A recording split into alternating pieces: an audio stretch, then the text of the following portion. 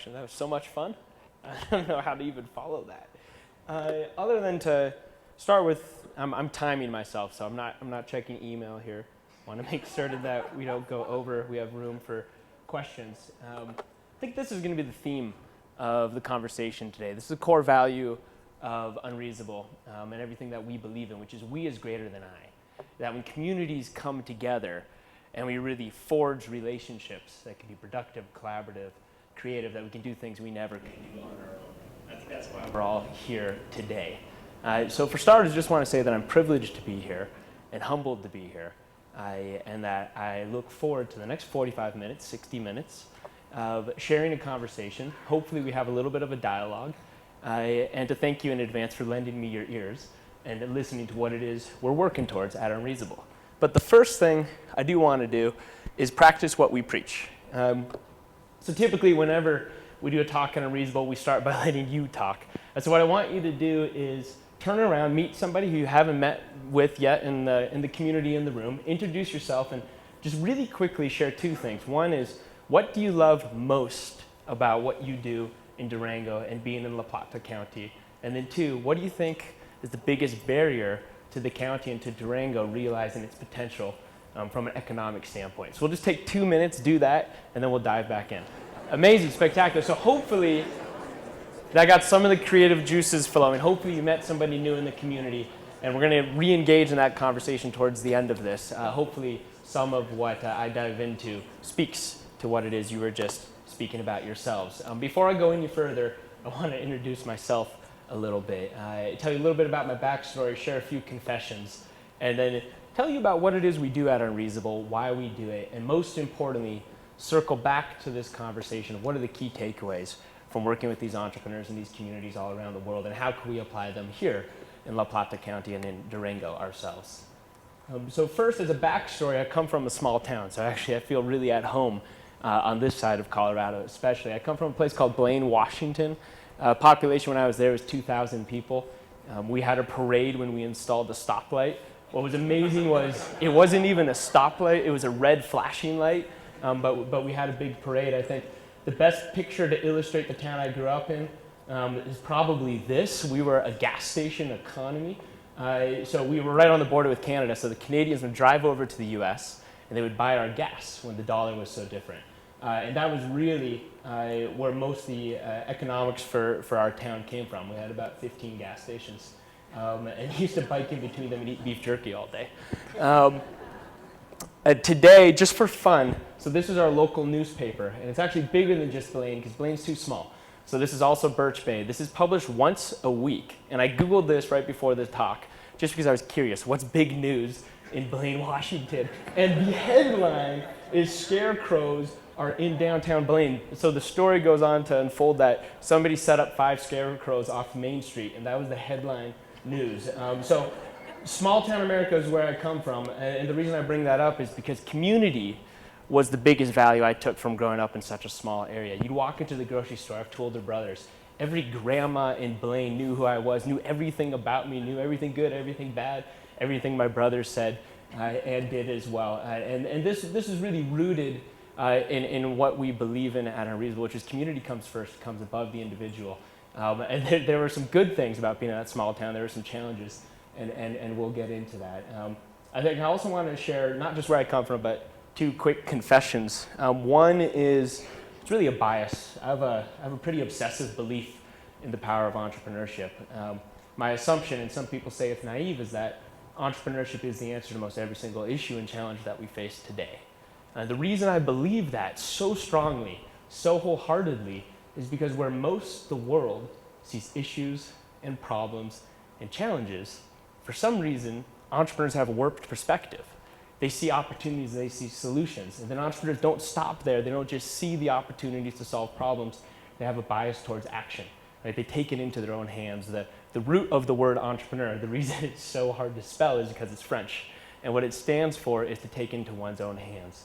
I think in a world with so many issues, so many challenges, both locally and globally, that we desperately need to foster that level of thinking and doing. Solutions-oriented thinking, and then action and impatience towards that action. The other confession that I have is that I'm a business school dropout. I did go to the University of Colorado, but I dropped out of the business school. I studied philosophy, though, so I still did graduate. Thank you. One thing I learned in Advertising 101, so one thing that stuck for me at business school was that there are 2 rules to advertising. The first rule is 3 things sell in advertising. That's children, sex, and puppies. The second rule to advertising is you can never mix that third one with the first 2. And that really stuck with me. So I Googled the word a little while ago, optimistic puppy, and this is what popped up, because my other confession is that I'm an optimist.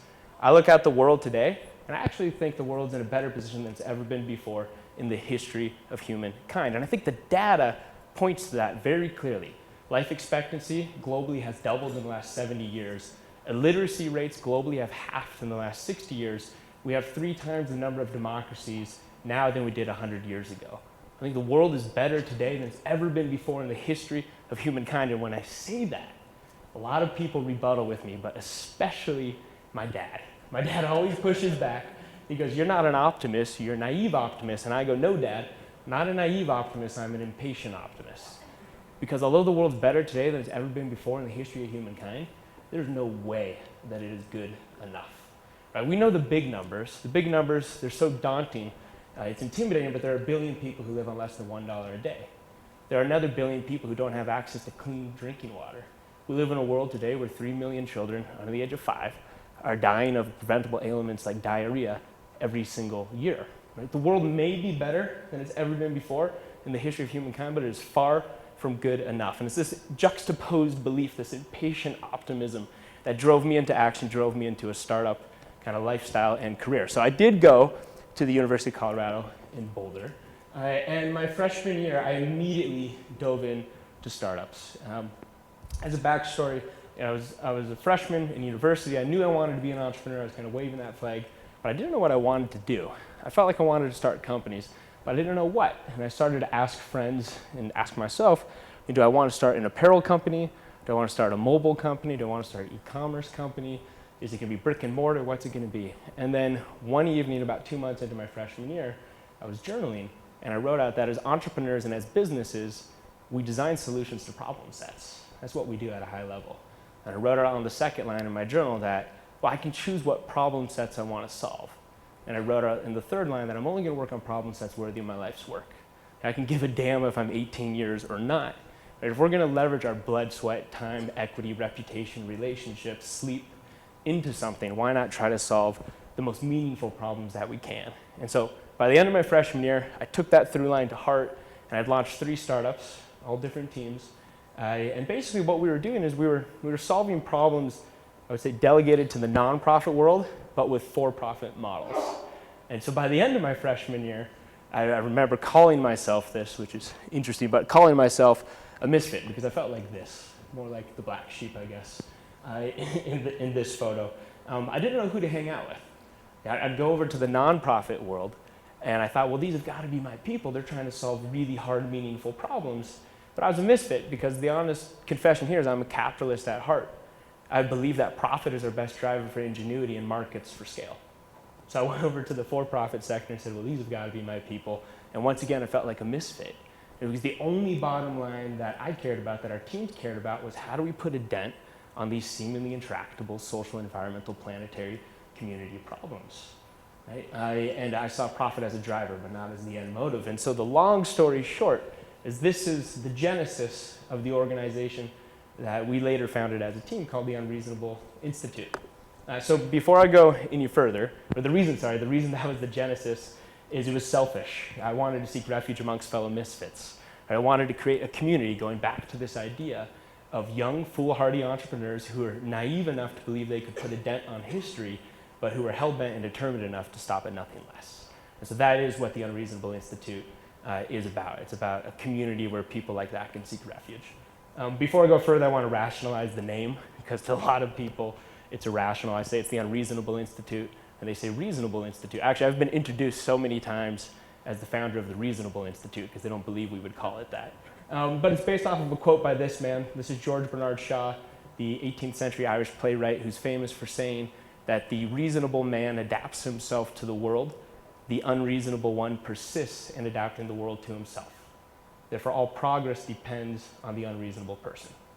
Right? If George Bernard Shaw is right, if all progress depends on the unreasonable person, people who have a healthy disregard for the status quo, then in a world where 1 billion people live in poverty, where so many of us are struggling, I think we can't afford not to bet on unreasonable people. That's what we do at the Institute. This is our business model. I've never written a business plan in my life. This is probably the closest thing I ever got to it. I remember when we were with the founding team, I was trying to explain what it is we do, and one of my co-founders, Vladimir Poldovich Dubovsky, who is definitely Russian, he challenged me. He said, "Can you draw the entire model on the back of a business card?"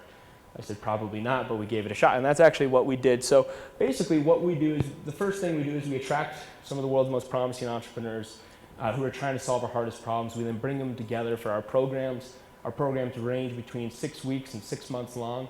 All these entrepreneurs come from around the world together. We match them with incredible mentors. We provide them with a global network of support, bring in access to financing so we can leverage what works, and then in the end, our goal is to give them wings. Right? How do we give entrepreneurs all around the world, here and abroad, wings so that they can really take flight, scale up, and solve our hardest problems? To paint a little bit of color on that, I'll quickly tell you some stories of entrepreneurs we've worked with. So this is the one with the bigger guy. That's the Meke Ikiguano. He lives in Nigeria. He's from Nigeria, born a smallholder rural farmer. There are about 170 million people who live in Nigeria. It's the most populous country in Africa. 75% of them are smallholder subsistence rural farmers, which means they have about an acre of land. They grow food on that and they survive on that, just barely. They're in that poverty line of $1 to $2 a day. So Nemeka grew up in that, and he looked around his community and he realized that nobody had access to information, right? They didn't know how much what price they should be selling crops. They didn't know what the weather was going to be. They didn't know what types of fertilizers to use. And so he started to think, well, how can we get access to information into our community so our farmers can be more intelligent about what it is they're doing? He looked around and he realized, well, there weren't cell phones at this point in time across that community. There certainly weren't televisions. There weren't computers, but the one thing that every community in Nigeria had was a transistor radio. So what did Nemeka do? He did the simplest thing you could imagine. He started a radio station. His branding of it was not necessarily clever, but it was accurate.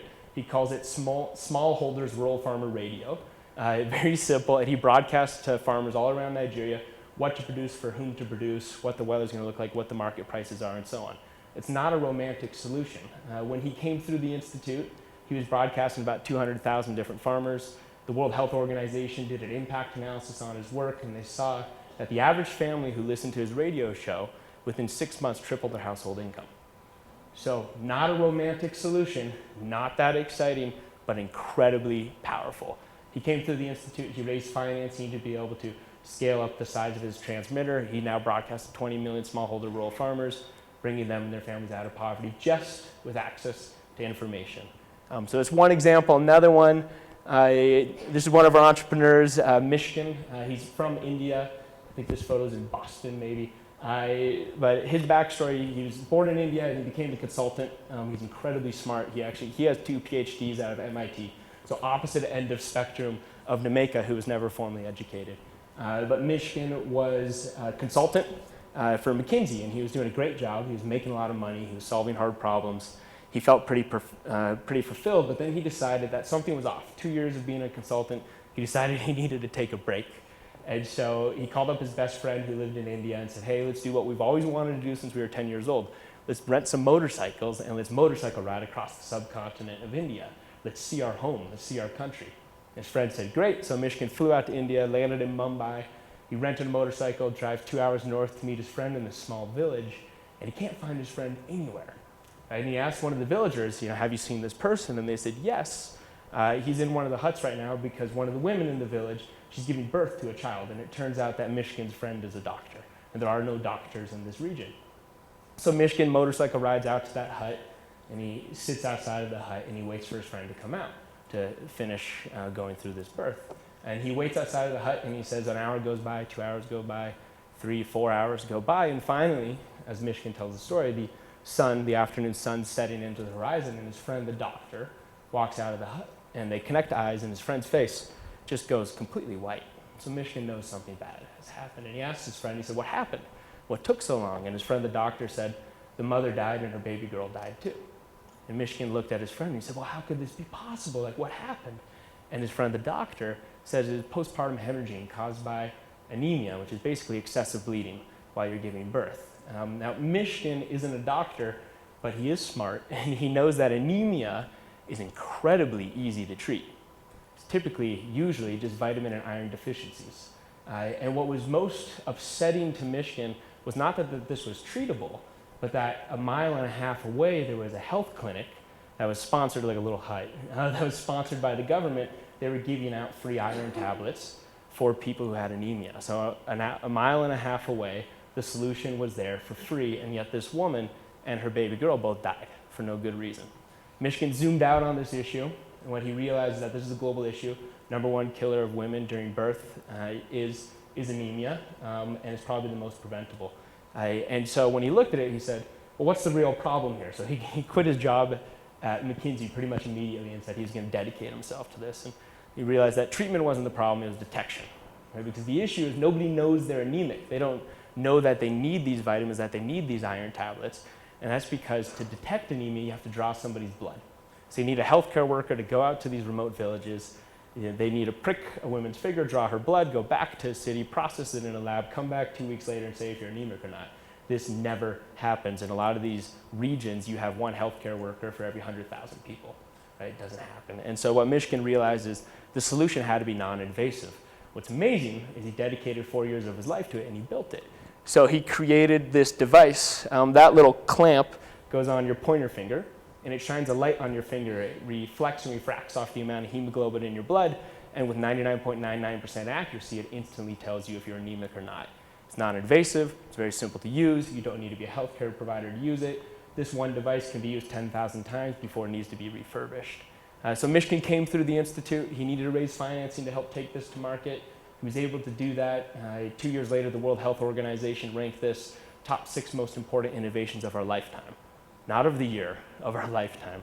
So that's just to illustrate the types of entrepreneurs that we're working with at the Institute. So if you can imagine, in each of our programs, the one here in Colorado, 6 weeks, we bring together about 25 entrepreneurs, like Jamaica, like Michigan, typically from about 20 countries, and we throw them in the same house over the course of 6 weeks, and we say, let's collaborate.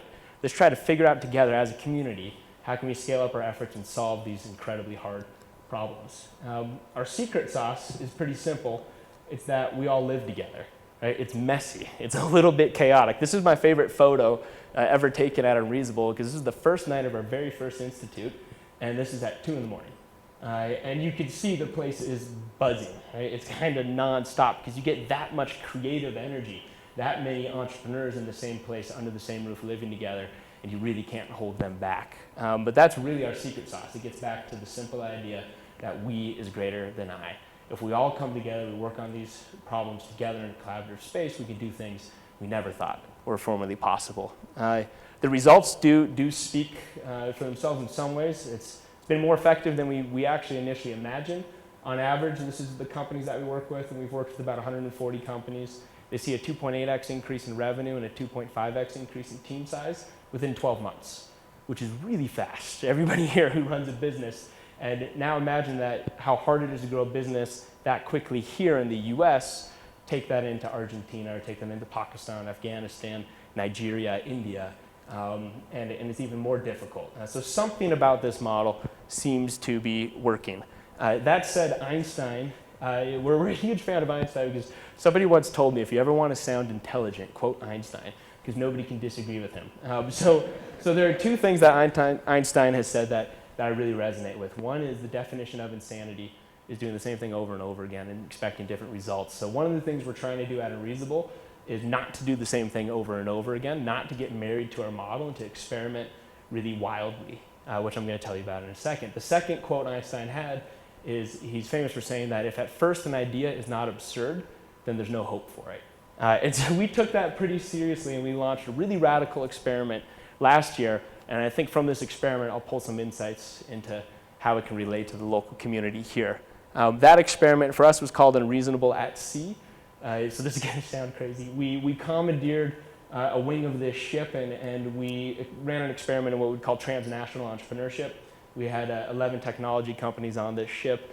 We sailed about 44,000 nautical kilometers into 16 different countries, and we try to help these technology companies scale into new markets all around the world. What was amazing about the experience is we got exposed to startup communities and to business communities in every single country and every single port that we went into, and we drew a lot of insights from that experience. So I'm not making it up. This is the actual route that we took. We started in California. We went through Hawaii. We crossed the Pacific in the winter, which is a horrible idea. And it was so scary. We got to Japan. We went through Shanghai into Hong Kong, into Vietnam, Singapore, up through Myanmar, down into India. We went south through Mauritius into South Africa, up the west coast of Africa, Ghana, Morocco, and then Spain. And then we brought everybody back to DC to do a global culminating event around policy and entrepreneurship at the White House and at the State Department. And it sounds crazy when I even say any of that. I still can't believe that somehow we pulled this off. But what I have learned is that if there's a will, there's a way. And I think the bigger the dream in some ways, the more gravity it has, the more people want to get involved with it. So to shed some light really quickly, I'll tell you a couple stories of the companies and then what we actually learned from this. So one of our companies is called Agua, that was on the ship. They're providing clean drinking water now to about 600,000 people, just with plants. They don't use chemicals and they don't use energy, just plants. This is a really applicable, actually, company to a lot of the problems that we're having with water here in the US. It was started in Spain, went through Mali, down into the Caribbean, and now they're bringing that here to the US and hopefully here to Colorado locally. And another one of the companies, it's called Damascus Fortune. They're based out of Singapore. In terms of complexity, they're on the other end of the spectrum. They're a group of nanotechnologists who have found a way to profitably sequester carbon out of the atmosphere. This sounds impossible. I call them modern day alchemists. They're taking the biggest waste of our time and they're converting it into a material worth more than gold.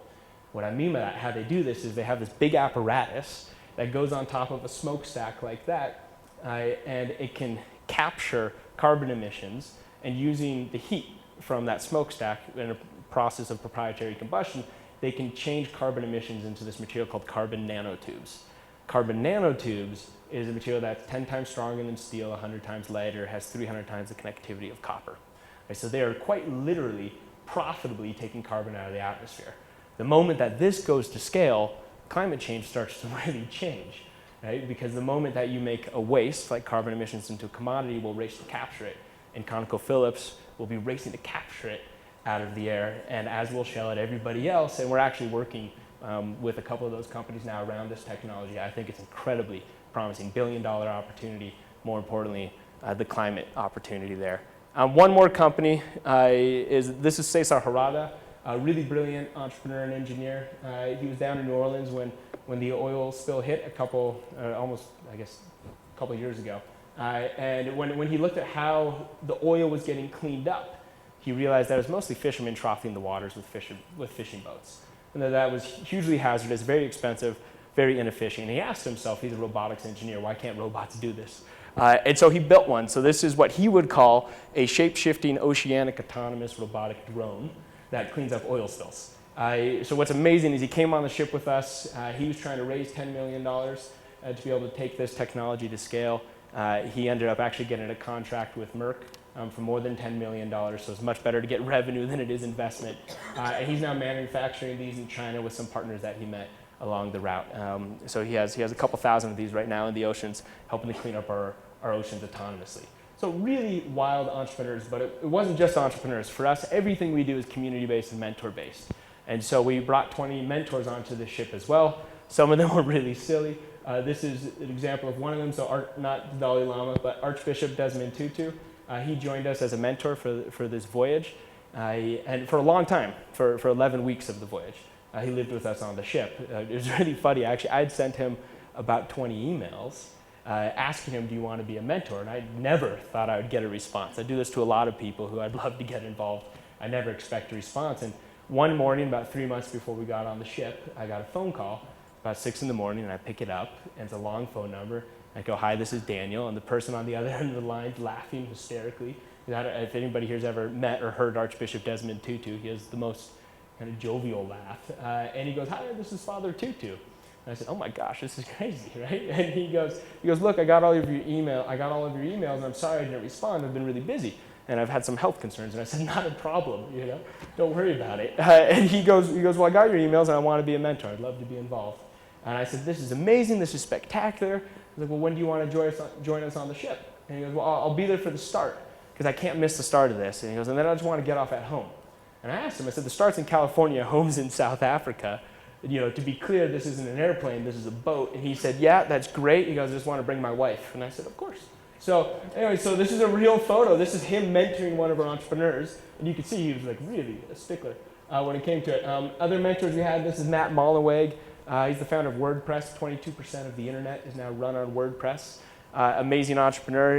I think he just turned 30. Actually, I was interviewing him on the ship, and I asked him, he had 19% of the internet run on WordPress at this point in time. And I asked him, I said, Matt, when's enough enough? Nobody ever talks about 19% of a global market, especially the internet. This is crazy. When's enough enough? And he looked at me like I was nuts.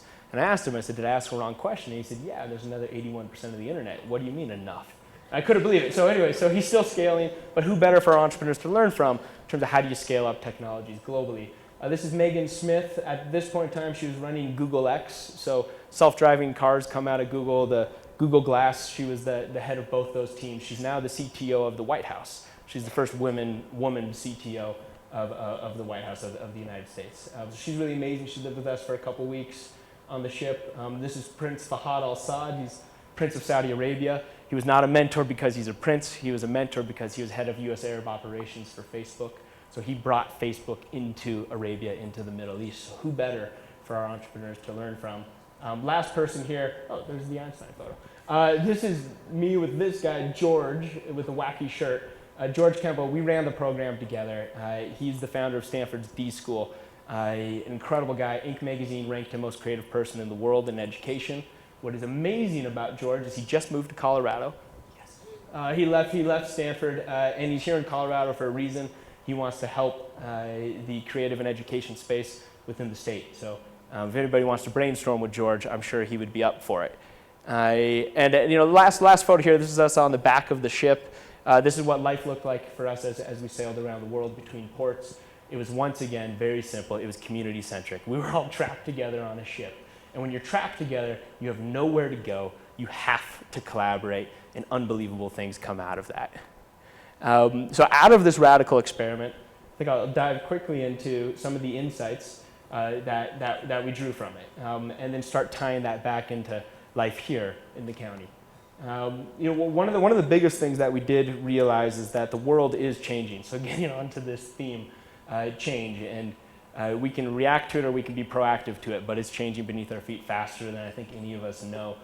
This is from the CIA, so this wasn't a biased source. 2010, it ranked the US as the 149th fastest growing country on the planet out of 185 countries that they surveyed. So our growth is starting to slow down. The Economist now today says that between now and 2015, the 10 fastest growing GDPs on the planet, 7 of those are in Africa. Right? We saw the slides earlier of our growth. We're lucky if we're hitting 3% GDP growth annually. In a lot of these countries, now they're starting to see 10, 9, 11% growth. So unbelievably explosive growth across these markets. And so what we realized as an organization is we need to adapt to that. We need to start going local instead of just global. So we're scaling. We just launched a Reasonable East Africa, which is in Uganda. And we just launched a Reasonable Mexico as well. What we're also realizing, and I'll kind of get to this in the end, is that as we scale regionally, we can't forget where we call home. So we will be launching and announcing a Reasonable Colorado very soon, and are so excited to collaborate with the community here and the entrepreneurs and the mentors and the investors and the accountants and everybody else in this room, because I think we can do some amazing things across Colorado as a whole. Another thing that we came to believe was that, basically if you zoom back in time and you look at why we started the Unreasonable Institute, part of it was selfish, right? It was to seek refuge amongst fellow misfits. The other reason, though, was we wanted to put a dent on global poverty.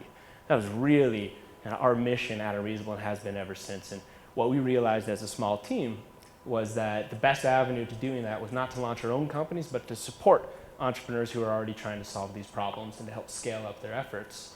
After sailing around the world and being in a market in a number of these countries, our whole team has come to the realization, not the belief, but the realization that if we're actually going to have a chance in hell at putting a doubt in global poverty, we need to align our efforts around adolescent girls living in poverty.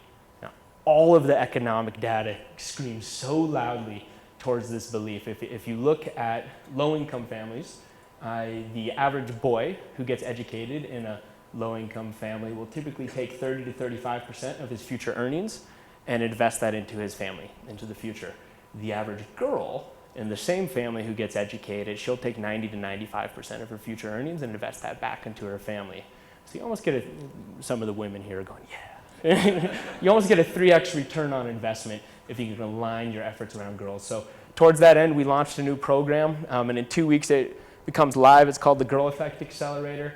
We're actually, November 1st is when this starts. We're bringing together a cohort of entrepreneurs who we believe are positioned to benefit millions of girls in poverty all around the world. I'm so incredibly excited about that program. But what insights are really relevant to what we're doing here? I think one of the most exciting components of this experiment as we went around the world is we met all of these startup communities.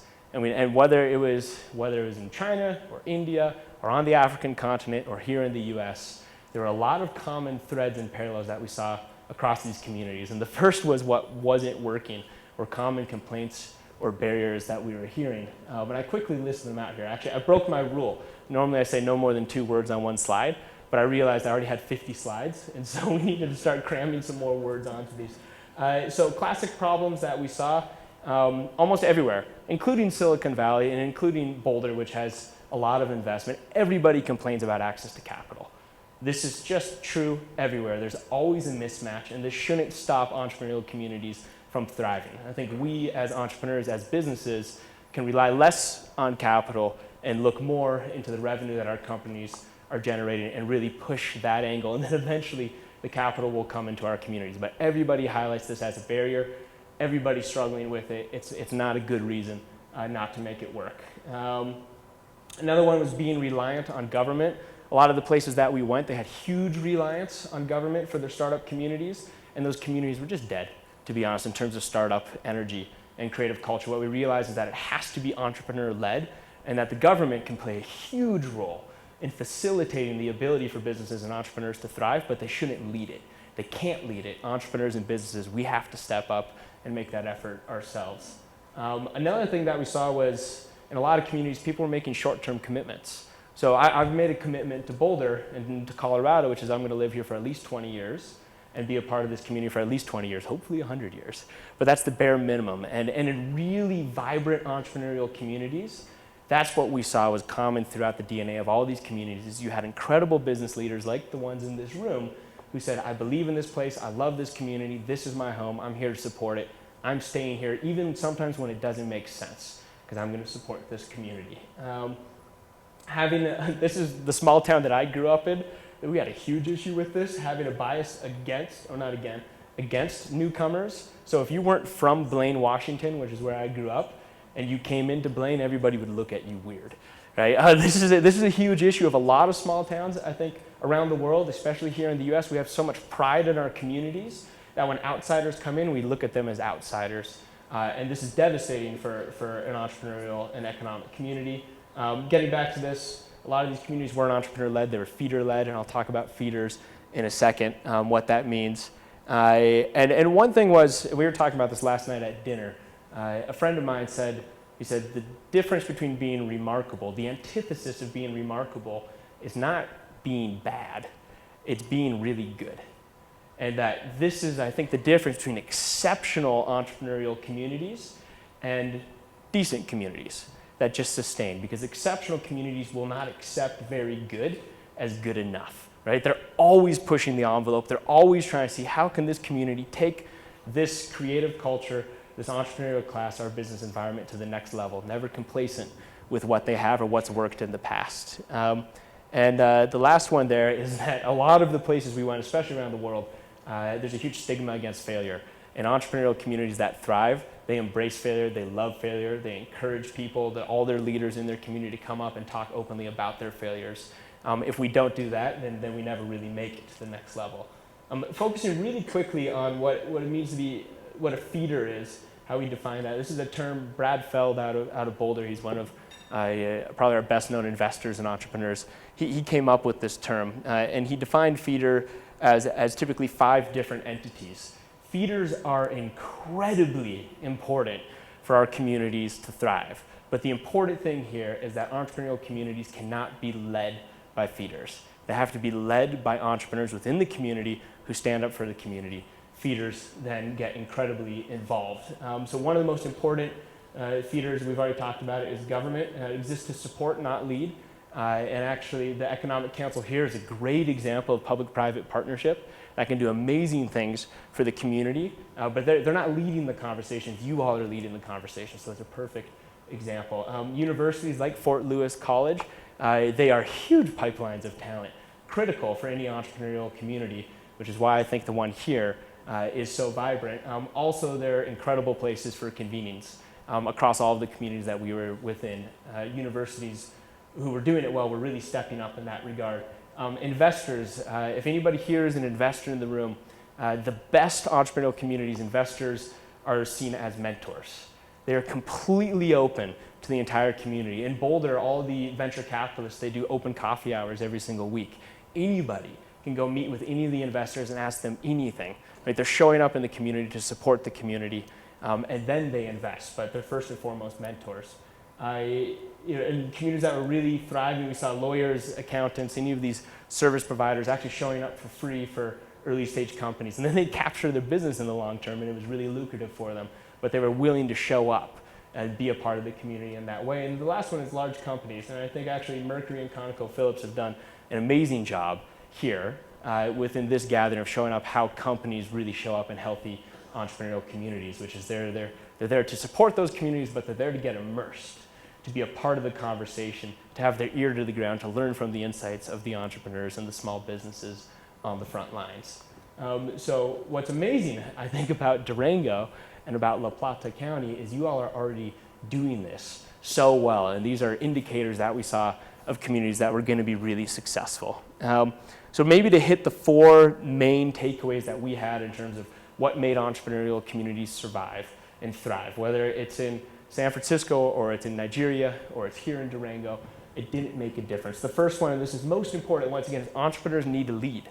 Right? As entrepreneurs, we're so often just completely immersed in our own companies that we don't step out and say, how can I give back to the community? We just think about our customers. And as entrepreneurs start to think about their communities and start leading in them, amazing things happen.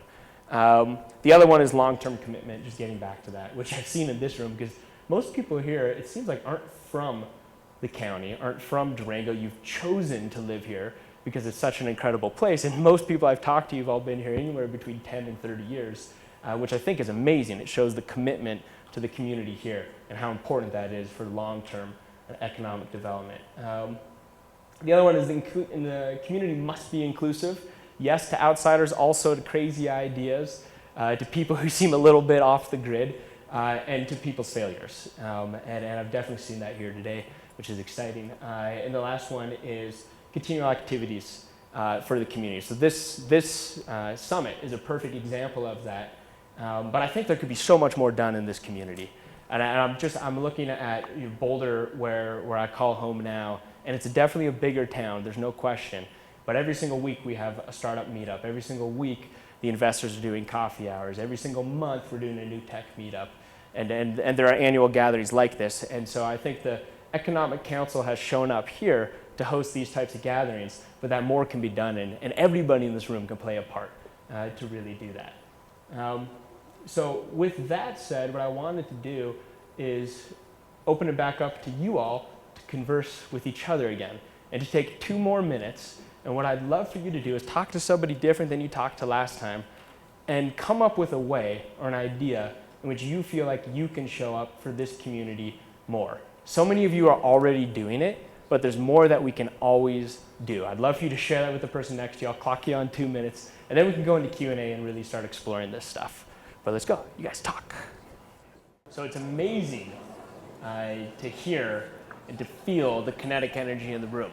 And hopefully some ideas just got created that didn't exist 50 minutes ago. Hopefully these things become a reality. Actually, about a year and a half ago, Somebody asked our team at Unreasonable to do the same thing. They said, think outside of your business and think inside of your community. For us, our community is Colorado. Right? It's not Boulder, it's not the Front Range, it's the entire state of Colorado. So one thing that we did do that I wanted to share with everybody here is we are trying to create a small movement that brings Colorado together rather than these disparate communities. So we launched a site called Entrepreneurial by Nature. We believe that this state, Colorado, is entrepreneurial by nature. I don't think you can argue with that in any way. And if you go to this site, you can download this logo, throw it up onto your website, and become a part of this movement. We have about 1,000 companies now in Colorado who have this logo up there, and it links back into this. You know, Texas has Don't Mess with Texas. What if Colorado had Entrepreneurial by Nature? I think we have an opportunity to all come together to do something pretty spectacular. The only other thing that I'll close on this going to Q&A is going back to this value, we is greater than I. This is my email. We are serious about trying to launch Unreasonable Colorado. How do we look at Colorado's entire creative ecosystem and think about leveraging entrepreneurship and business to solve Colorado's hardest problems, our toughest social and environmental problems, community problems within this state. If anybody wants to collaborate with us on trying to make Unreasonable Colorado reality, we'd love to, because we're kind of skated into this a little bit blind, but really excited. So with that, I think we have about 10 minutes. And if you want to do some Q&A, I would love to dive in. And you can ask anything, absolutely anything. I'll be fully transparent. Let's try this mic. 1, 2, 3. It works. Yeah. Great.